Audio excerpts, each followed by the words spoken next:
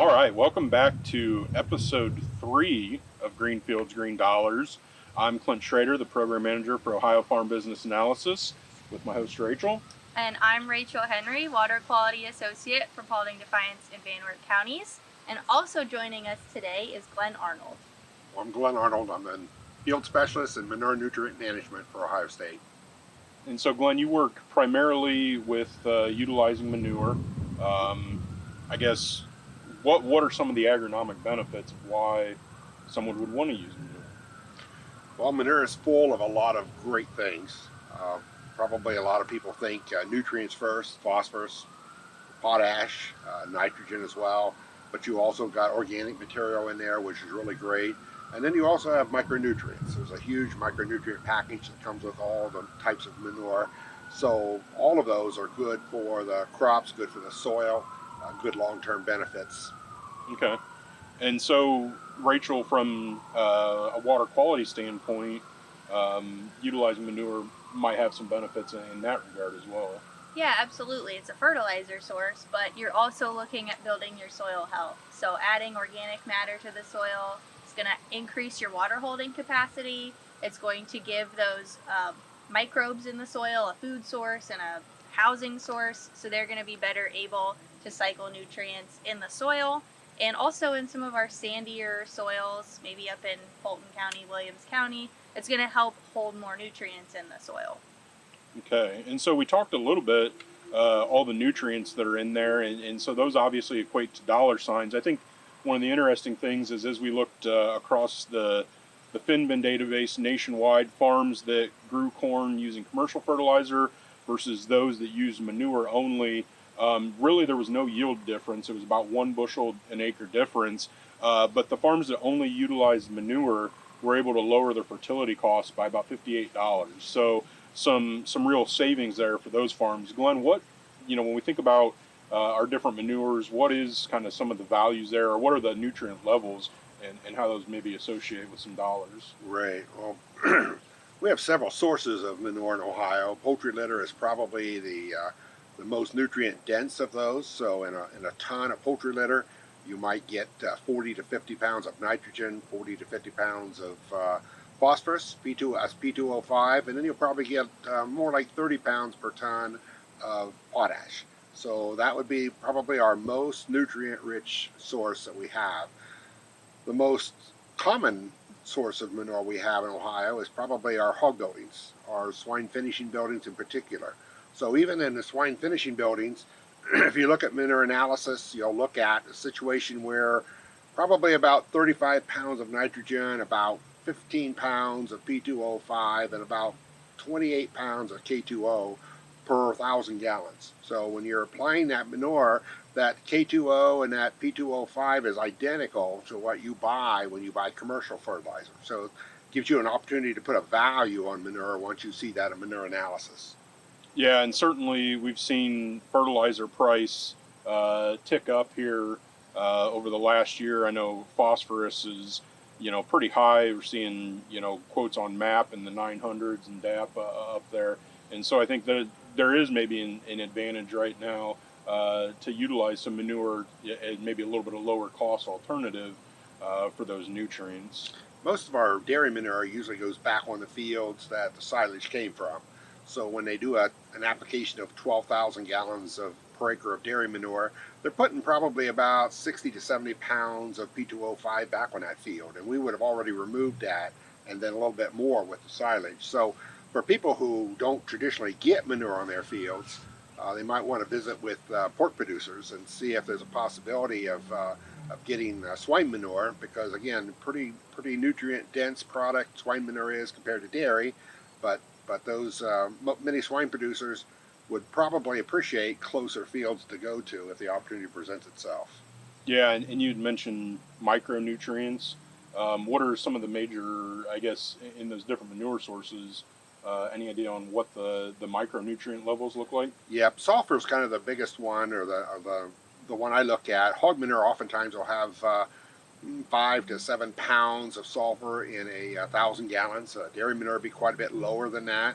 But there's zinc, there's molybdenum, there's a lot of other products, manganese in those sources of manure that again, back when crop prices were very high 10 years ago and farmers wanted every bushel they could get off an acre, they were purchasing these micronutrient packages to add in to their fertilizer. And again, we've already got that with our manures. So it's fewer passes across the field that way too. Right, right. It's just, it's partly depending on timing, partly depending on how you go about getting that manure on. Of course, we always are concerned about soil compaction when we talk about using tankers and things, but there's a lot of drag hose systems in Northwest Ohio, or the whole state for that matter, that again, arrangements need to be made in advance. You can't just expect somebody to change just for you, because again, many of the commercial manure applicators will have a list that they're going down through, and they'll be wanting to service each of these farms that they have lined up. So you need to talk to these folks well in advance if you want to have an opportunity to participate in getting manure. So let's talk a little bit about the nutrients. So obviously you have a ballpark idea of what the different animal manures provide nutrient-wise, but that can change very quickly. So our first thing we want to do is always get a manure test. Do you have any recommendations for that? Well, manure tests are similar to soil tests.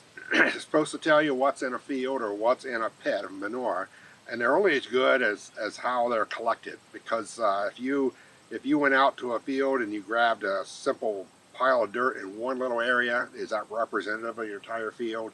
It's similar when you're getting a sample of manure from a pit. If the pit's agitated, then the samples will be a little more uniform, and you could pull a few samples over the course of a day. If the pit's not agitated, I can tell you now that you're going to be pretty low in phosphorus with the early manure that comes out of there, and then later on, when the pit's getting close to the bottom, the phosphorus content will go up dramatically. So what we just want you to be aware of is you can collect manure samples.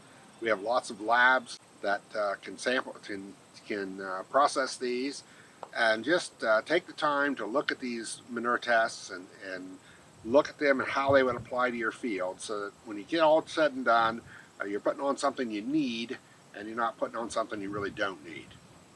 Okay, so right now it's fall when we're recording this, and that's when we do see a bulk of our manure go on. Maybe what's one of the disadvantages of fall applied manure? Sure. There's advantages and disadvantages. The advantages are we have time. We're getting our crops off, so there's an opportunity to get out. Soils are dry. We just came through our third consecutive really dry growing season, so fields are pretty firm for manure application in the fall. Disadvantages are when you put these nutrients out in the fall, even when you put them in the ground, we're going to lose a pretty substantial amount of the nitrogen. You just got to figure that less than half of the nitrogen that we fall apply is going to be there for the corn or bean or wheat crop the following spring. So we just need to understand fall applied manure has its advantages in time and field conditions, but the loss of nutrients, especially the nitrogen through the winter months, is the biggest concern. Phosphorus and potash, as long as we've got them incorporated, will pretty much stay there. But it's the nitrogen that we'll lose, because what the bacteria will take the nitrogen from the ammonium form, it'll convert it over to the nitrate form, and then the nitrate form will leach through the winter months. If it stayed in the ammonium form, we wouldn't have that much leaching. But that process will continue from ammonium to nitrate pretty well until the soil temperatures get below 50 degrees, and we are nowhere near that this time of October. And it's worth mentioning that's the same situation for commercially applied nitrogen in the fall too. That's not specific to our manure. Right. You've got all your fertilizers. The nitrogen will go through that conversion process, and then you can lose it. Yes. Yeah, and I think that's the interesting thing, especially with the nitrogen cycle and how variable it is depending on temperature and all of those factors that go into play. And I think that's where, if you are fall applying, maybe a best management practices is to do a PSNT on your corn acres to kind of give you a better idea of what's still available, so you're not over applying your nitrogen in season then. Right, and a PSNT test, a pre-plant side dress nitrate test, is simply when your corn has emerged and you're thinking you're ready to side dress, you can go out there and you can pull soil samples, and usually you pull them deeper than a traditional soil sample. You pull that, find out how much nitrogen might still be in that soil, and then we use a chart that Purdue University developed, which is pretty nice, where If you've got 25 parts per million, then you probably don't need to put any side dress nitrogen on your corn. But if you have less than 10 parts per million, then you need to put your full side dress rate on that you always do. So when you're in between there, you can back off. And we were fortunate that Greg Labarge has done some work in Ohio on that in the last few years. Our numbers, our yields seem to agree nicely with the Purdue PSNT test. Okay, so we just talked about fall application of manure, but Glenn, you've done a lot of work here in Ohio talking about manure as a side dress material for corn. So do you want to talk a little bit about that? Sure, sure. We've done a lot of work in the state of Ohio on side dressing corn with manure because if we do it right, we can get actually better yields than we can with commercial fertilizer. Um, the only negative of the whole thing is that it's a fairly small window. It's a window of maybe 3 or 4 weeks after the corn is planted. And of course, farmers have other planting to be done. They've got weeds control to get taken care of. They've got a lot of irons in the fire. So it's not something that's easy for them to make the adaptation to. Behind me is a manure tanker that the Ohio Farm Bureau purchased for Extension a number of years ago, and we modified this manure tanker so that we could use it to side dress corn. And the modifications that we did is we took the large balloon tires that's common on these types of tankers, and we put narrower tires on so they could travel through the corn rows. So what we did is we have payloader tires on this manure tanker. And they've been on here almost, well, better part of 10 years, and they still look pretty new. And then the other adoption we did is we went to spread these colders out, or these Dietrich sweeps out onto 30-inch centers.